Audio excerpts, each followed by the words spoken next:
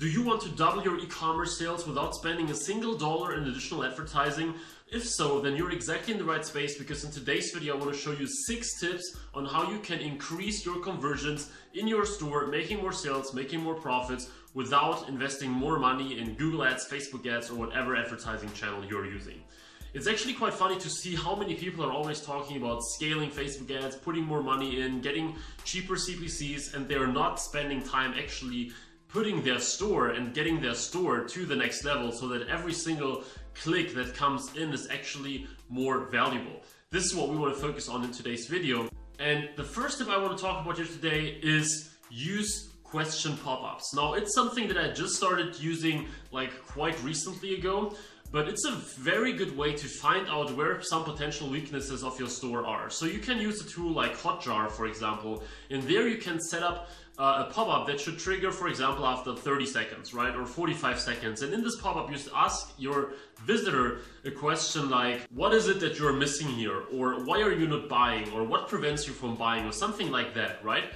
And the point is that you want to get feedback on what can be improved in your store.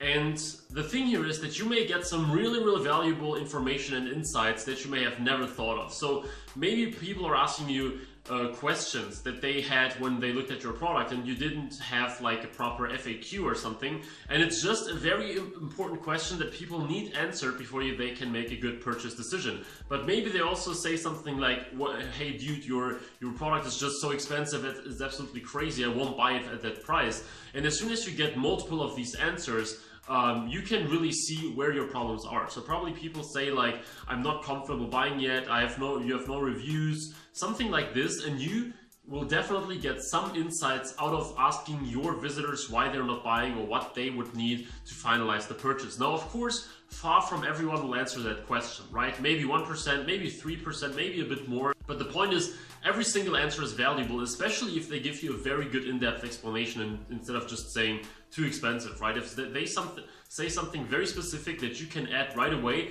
you can immediately improve your conversions. And that's a great way to make more sales in general, asking people what you're doing wrong so that you can improve and improve all the time. The second point, it's actually not that easy to implement and not that quick, but it's your store design and appearance. Now, I have seen so many different online stores, and recently I just had a look at dozens of them and compared their different conversion rates. So among students and clients and people that I just talked to, and what I realized is that those that are constantly hitting those 3, 4, 5% conversion rate are usually those that are actually planning their store appearance and design, and especially they adapt it to their business, especially if they run on a niche store. So one example, one of my recent clients is in the natural space, right? So natural stuff, vegan type of things, and very close to nature, if you want, in the whole philosophy of the business. And what they're doing is they have a store that is fully in like green, very light colors, very happy style, if you want, and it just looks very cool and amazing. And don't get me wrong, guys, it's not something that you can do within like an hour of your time or so. But the point is, these guys, they don't have like a huge business. It's not that they have a super valuable brand or that they are making $1 million a month or something. They have a pretty small brand, but because of this whole package, because of this whole design and this whole appearance, they look so professional that they're getting constantly high conversion rates through all channels, like whether it's Google or organic or whatever it is, right? They're getting constantly high conversion rates, and it's only because of the way they present their website and their products with like super high quality images and etc. It's not only those big brands that are getting these high conversion rates. You can literally get them if you spend a little more time and effort on your pages, instead of using all those so-called conversion hacks, right? Instead of using all those boosters and urgencies and fake and this and that are supposed to make you more sales. But in the end, if you exaggerate them, and if you just use too many and you have a very boring store, like just black and white Brooklyn theme without anything to it and just all these pop-ups and things going on, it's not something that will give you crazy conversions. It's something that people always like to recommend because it's so easy, but in fact I know almost no store that is doing better than those that I just mentioned in terms of sales and conversions, etc., even though the ones I mentioned are not like huge brands. So it makes a huge difference. think about it instead of just creating another dropshipping store that looks exactly the same as like 500,000 other dropshipping stores. And I will guarantee that even though it's some work and eventually you may also have to pay someone if you cannot do this yourself, but it will have an enormous impact on your business if you do it that way instead of always creating the same stuff as everyone else. The third point are payment plans and payment options, basically. So if you run a store that is a little high ticket, let's say anything above $100 or maybe even also above $80 or something, if you can afford to offer people payment plans where they can pay in like 3 months installments, you should offer it, because you will see that your conversion rates will go up drastically. Now, as I said, it depends on your situation. If you don't have enough money to like fund your purchase orders while you're not only getting like a third of the money in, of course this doesn't work. But if you have enough money, you should think about offering some payment plans. There are a lot of Shopify apps that allow you to use payment plans. You can just enter a payment plan on Shopify App Store and you will see that you get more conversions because people have the option to buy now and then pay in 3 months or even pay like in a month and use the product for 30 days and something. So if your budget allows it, if your money allows it, you should try it out, because you will see that your conversions will skyrocket if you sell more expensive products. The fourth tip is something that you may hear quite a lot, but it's so important that I have to talk about this as well, and this is site speed. Now, a lot of people, they're always about, sending more traffic to their site, traffic, scaling, sometimes spending like $500 a day, $1,000 a day, but then they have a website that takes like 6 seconds to load, and they don't realize that they're losing at least 5 or 10 or even 20% of their users because they click away if your website doesn't load super quick.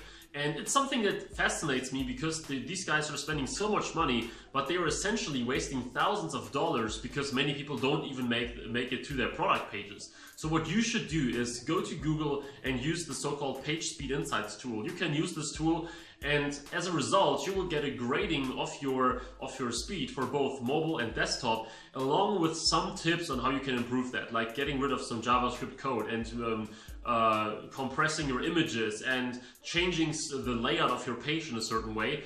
And there are many things that you can do yourself already, like using image optimization apps on Shopify and getting rid of some of your images in the first place. But there are also things that you cannot do yourself if you're not a developer. And here I recommend that you go to Upwork or Fiverr or whatever it is, and you ask someone to speed up your page with the data they get from Page Speed Insights. So you can literally tell them, hey, how much do you charge to fully optimize my store for speed and for loading time, so that I can basically maximize the power that I get out of my traffic, right? So if right now you're getting 100 clicks a day, and let's say you lose 5 of them or 10 of them due to the speed, and after that you're only losing 1 or 2 of them, this will already, the money that you pay that developer will already pay for itself after like 1 or 2 or 3 weeks, depending on how much traffic you send, or even earlier than that. So try this out, go to Fiverr, go to Upwork or wherever, and ask if someone can speed up your Shopify store significantly.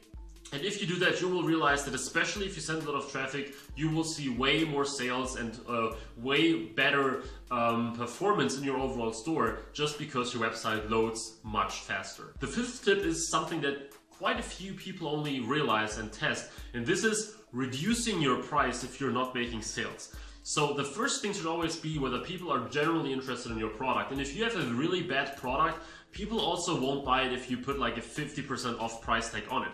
So if you think you have a good product but it just doesn't work, you should think about just lowering the price by a significant amount and see whether pricing might have been one of the issues, right? So if you sell a product and you know that on Amazon and eBay people can get it for much less, you may think, well, it doesn't matter, but probably people that go to your store, they have this price in mind, and they know, and they think, this guy is totally out of his mind. How can he charge 50 bucks for this product? I can get it for 20 bucks on Amazon.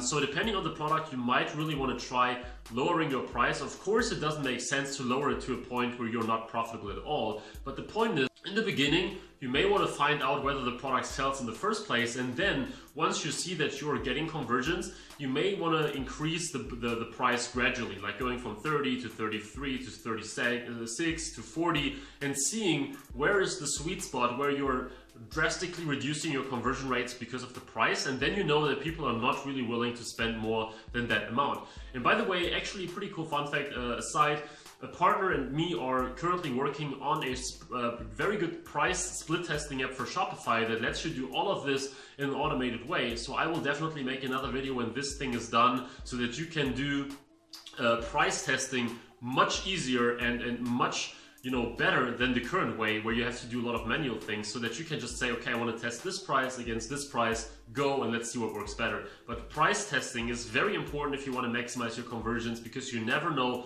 what is the sweet spot, the sweet price where I get the maximum amount of sales but also the highest overall sales volume. And the last thing is you should offer a longer money back guarantee. I know that very few people actually use money back guarantees, and the most people only use like 14 days, 30 days. If you have a product that doesn't break like super easily, right? If you have certain clothing items or certain, basically almost anything besides specific electronics or toys that can break quite easily, you may consider something like a 60 or even 90-day money back guarantee. And you can, of course, have certain requirements in place so that the product has to, look and feel like new or some other things. But the point is, if you can increase this money back guarantee period, people are much more likely to buy because they feel much safer. And I know for a fact that the majority of them will never return the item anyway. Of course, you can tell them that they have to pay for shipping if they want to send the product back. So there are many ways you can increase conversions because you offer them that. But at the same time, you are minimizing the amount of people that are actually making use of this guarantee. And normally, I would say 95 or 99% of the time, you will make more money from offering that than you will have to pay because of those additional refunds that you get. So this is definitely something you should consider for your store to make more sales, more conversions with the existing traffic that you have. So think about such a guarantee and you will see your sales most likely will increase as well. Alright guys, so these were my 6 tips on how to increase your sales in your online store, and I believe if you apply at least most of them, you will be able to definitely increase your sales by 40, 50, 60 or even 100% or more. So I don't think the title was an exaggeration or anything, but you can really kickstart your business and put your sales to the next level by implementing those tips. I hope that they were helpful. Let me know in the comments which one of them you're already using or which of them you plan to use first, and whether you made good or bad experiences with some of them. Like for example, maybe you actually got a ton of refunds for offering a long money back guarantee. Let me know in the comments what your experience with those tips was so far, if you implemented at least one of them. And yeah, thanks a lot for watching guys. I hope that you will enjoy this video, that you push the like button if you did. Also subscribe for more e-commerce dropshipping marketing content, and I will see you in the next video guys. Bye bye.